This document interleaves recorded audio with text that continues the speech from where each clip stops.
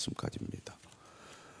26장부터 31장까지 길게 욥은 발언에 오고 있습니다. 이 욥의 발언은 오늘 본문 31장에서 무죄 서약으로 막을 내립니다. 재판장이신 하나님 앞에서 자신의 무죄를 강조하면서 순전하게 살아온 삶을 구구절절 드러내고 있습니다. 오늘 우리가 읽은 1절에서 23절까지는 11개의 무죄에 대한 내용 가운데 5가지를 다루고 있습니다. 1절에는 탐욕에 대해서, 또 9절 이하에서는 간음에 대해서, 그리고 13절 이하에서는 학대, 그리고 16절 이하에서는 외면에 대해서 말씀을 하고 있습니다. 1절이죠. 내가 내 눈과 약속하였나니 어찌 처녀에게 주목하랴.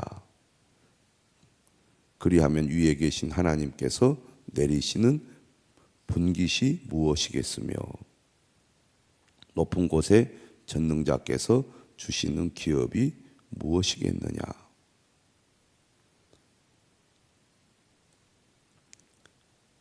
불의한 자에게는 환난이 아니겠느냐, 행악자에게는 불행이 아니겠느냐. 그가 내 길을 살피지 아니하시느냐, 내 걸음을 다 세지 아니하시느냐. 하나님께서는 모든 것을 다 알고 계시고 모든 것을 다 살피고 계시기 때문에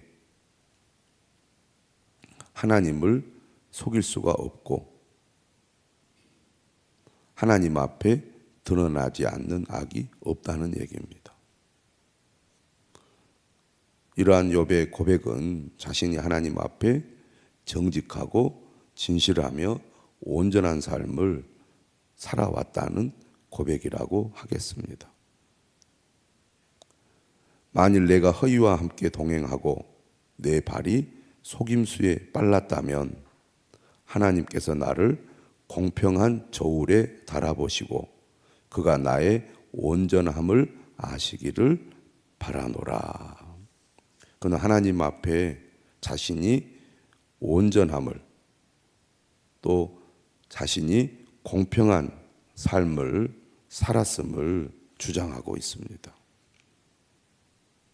하나님이 인정하는 삶, 하나님 앞에 정직한 삶, 그가 지금까지 살아온 욥의 삶이었습니다. 이렇게 그가 온전하고 정직한 길을 갔음에도 불구하고 자신이 이렇게 이유를 알 수 없는 고난을 당하는 것이 이해가 되지 않는다는 얘기겠죠.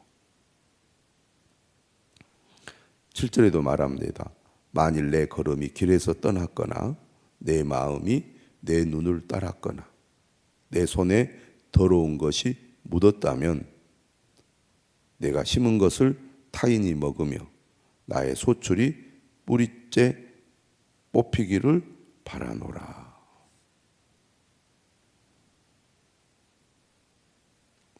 하나님은 규범을 정하시고 규범을 따르는 자에게 복을 약속하고 있습니다. 많은 사람들이 이 사실을 알고 규범을 따랐고 또 규범을 따를 때 하나님의 은혜와 도우심을 경험해 왔죠. 그런데 예외가 있더라는 것입니다. 그것이 우리의 인생이죠. 왜 이런 일이 일어나는지 인간의 편에서는 이해할 수 없습니다. 욥도 지금 그런 처지에 놓여 있기 때문에 자신이 온전하고 공평한 길로 갔음에도 불구하고 자신이 겪는 고난을 그는 이해하기가 어려웠던 것입니다. 하지만 욥은 마지막까지 자신이 하나님의 말씀을 따라 살아왔다는 것을 강조하면서 자신의 무죄를 서약하고 있습니다. 9절이죠. 만일 내 마음이 여인에게 유혹되어 이웃의 문을 엿보아 문에서 숨어 기다렸다면, 내 아내가 타인의 맷돌을 돌리며 타인과 더불어 동침하기를 바라노라. 만일 자신이 간음의 죄를 범했다면 자신의 아내가 남의 하인이 되는 것을 바란다고 말합니다. 자신은 지금까지 살아오면서 이러한 죄를 범한 일이 없다는 얘기죠. 그것은 참으로 음란한 일이니 재판에 회부할 죄악이요 멸망하도록 사르는 불이니 나의 모든 소출을 뿌리째 뽑기를 바라노라. 8절에 이어서 오늘 12절에서도 나의 모든 소출을 뿌리째 뽑기를 바라노라. 그간 이루어 놓은 모든 업적과 소득이 자신의 죄로 말미암아 다 사라지기를 바란다는 것입니다. 그만큼 욥은 하나님 앞에 온전한 삶을 살았다는 것이고 이와 같은 죄를 범하지 않았다고 그는 강조하고 있습니다. 마음의 죄, 남이 보지 않을 때에도 그는 죄를 전혀 저지르지 않았다는 것입니다.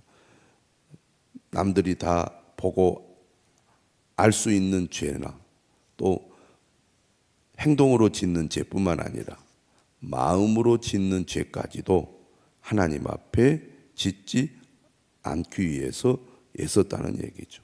우리는 겉으로 드러나는 죄만 중요하게 여길 때가 많이 있는데 하나님은 마음의 중심을 보시고 마음의 죄까지도 똑같이 여기시는 분이십니다.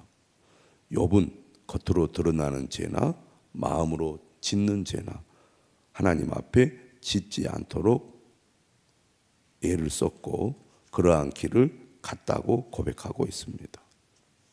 13절이죠. 만일 남종이나 여종이 나와 더불어 쟁론할 때 내가 그의 권리를 저버렸다면 하나님이 일어나실 때 내가 어떻게 하겠느냐. 당시의 종들도 주인의 말을 듣지 않고 주인과 논쟁을 하면서 따지는 일이 있었던 것 같습니다. 그렇게 한다고 그를 학대하거나 그에게 마땅히 줘야 할 것들을 주지 않는 그런 죄를 범하지 않았다는 것이죠. 과거에는 종을 마치 인격을 가진 사람이 아니라 자신의 소유물로서 마치 사물을 다루듯이 짐승을 다루듯이 대하는 경우들이 많이 있었습니다. 그러나 욥은 그렇게 하지 않았다는 거죠. 그가 이렇게 얘기합니다. 하나님이 일어나실 때 내가 어떻게 하겠느냐? 하나님이 심판하실 때 내가 무엇이라 대답하겠느냐? 욥은 자신의 모든 행동을 하나님이 보고 계시고 하나님이 심판하실 거라고 생각을 했습니다. 그렇게 믿었죠. 우리는 교회에 와서 예배 드릴 때만 하나님이 지켜보신다고 생각할 수 있습니다. 하지만 하나님은 가정에서, 일터에서, 이웃과의 관계에서 내가 하는 모든 행동을 지켜보고 계십니다. 그리고 우리가 이 땅에서 어떻게 살았는지를 주님이 나중에 심판하실 것입니다. 우리의 모든 삶이 하나님이 받으시는 예배가 된다고 생각하면 우리는 가정에서, 교회에서뿐만 아니라 가정에서나 일터에서 그리고 우리가 사는 모든 삶의 환경에서 하나님 앞에 살아야 할 것입니다. 15절에 이렇게 얘기하죠. 나를 태 속에 만드신 이가 그도 만들지 아니하셨느냐. 우리를 뱃속에 지으신 이가 한 분이 아니시냐. 고대 사회에서 이런 생각을 한다는 것은 매우 놀라운 의식이라고 하겠습니다. 종이나 주인이나 똑같이 하나님이 창조하신 인격을 가진 존재라는 겁니다. 다 동등하다는 얘기잖아요. 지금이야 그런 생각이 당연한 생각이라고 할 수 있겠지만 과거에 이런 생각을 가진다는 것은 쉬운 일이 아니었습니다. 고대 사회에서는 더더욱 마찬가지죠. 나를 태 속에서 만드신 이가 그도 만들지 아니하셨느냐. 우리를 뱃속에 지으신 이가 한 분이 아니시냐. 한 하나님께서 창조하신 동등한 인격체로서 그는 남종이나 여종을 바라봤다는 것입니다. 때로는 자신의 마음에 들지 않아도 그를 인격적으로 존중하고 그의 권리를 존중하는 그러한 삶을 그가 살았다는 것이죠. 16절입니다. 내가 언제 가난한 자의 소원을 막았거나 과부의 눈으로 하여금 실망하게 하였던가. 당시 가장 하층의 삶을 살았던 사람들이 바로 과부나 고아나 이런 가난한 사람들이었습니다. 사람들은 이런 사람들을 무시하거나 또 그런 사람들을 못 본 채 하죠. 오늘도 우리는 나에게 유익이 되고 힘이 되고 도움이 되는 사람을 가까이 하지 나에게 손해가 되고 피해가 되는 사람을 가까이 하려고 하지 않습니다. 나와 친밀하고 특별한 관계에 있는 사람들에게만 우리는 관심을 가지고 그와 교제하려고 합니다. 그 외 사람들에 대해서는 무관심하고 또 모른 채 하지 않습니까? 욥은 그렇지 않았다는 겁니다. 오히려 가난한 자, 힘없는 자들에 대한 긍휼의 마음을 가졌을 뿐만 아니라 실제로 그들을 돕는 삶을 살았다는 얘기죠. 나만 혼자 내 떡덩이를 먹고 고아에게 그 조각을 먹이지 아니하였던가.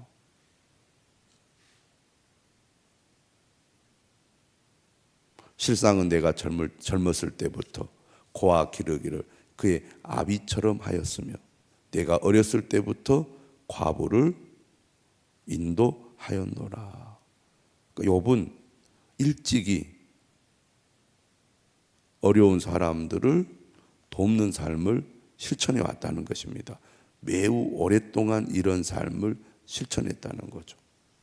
그런데 그가 단순히 보여주기식 또 가진 자로서 다른 사람들에게 동정을 베푸는 정도의 삶이 아니었습니다. 그의 아비처럼 하였다는 것. 그만큼 그는 진실한 마음으로 동등한 인격적인 존재로 그를 생각하고 도왔다는 거죠. 18절의 표현은 그가 마음으로부터 가난하고 어려운 자들을 위하는 마음을 가지고 있다는 것을 보여줍니다. 어떤 행동이 진실한 마음, 사랑의 마음이 담겨져 있지 않다면 그 행동은 오랫동안 계속될 수 없고 또 상대방의 마음을 움직일 수도 없을 것입니다. 욥은 그렇지 않았다는 거죠. 19절입니다. 만일 내가 사람이 의복이 없이 죽어가는 것이나 가난한 자가 덮을 것이 없는 것을 못 본 채 했다면 만일 나의 양털로 그의 몸을 따뜻하게 입혀서 그의 허리가 나를 위하여 복을 빌게 하지 아니하였다면 만일 나를 도와주는 자가 성분에 있음을 보고 내가 주먹을 들어 고아를 향해 휘둘렀다면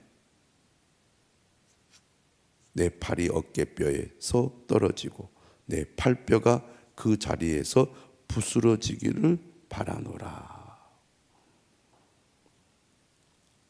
어렵고 곤란한 사람들을 진정으로 위하고 도와주었다고 욥은 자부하고 있습니다. 그런데 지금 욥은 심한 고난 가운데서 어찌할 바 모르고 왜 이런 고난을 당해야 되는지를 알 수 없다고 한탄하고 있죠. 나는 하나님의 재앙을 심히 두려워하고 그의 위엄으로 말미암아 그런 일을 할 수 없느니라. 하나님을 두려워하는 마음으로 그가 의의 길을 갔음에도 불구하고 그는 지금 너무 답답하고 안타까운 마음으로 하나님 앞에 자신이 무죄임을 강조하고 있습니다. 오늘 우리는 욥기 31장을 통하여 믿음의 길, 또 말씀의 길을 가는 것이 얼마나 또 귀한 일인지, 또 욥은 끝까지 그러한 길을 감으로 말미암아 더욱 하나님 앞에 담대하게 나아갈 수 있음을 보게 됩니다. 우리도 욥처럼 믿음의 길, 의의 길을 가는 사람이 되어야겠습니다. 이해할 수 없는 고난 가운데 있지만 약속의 말씀을 붙들고 하나님을 끝까지 구하는 우리 모두가 될 수 있기를 주님의 이름으로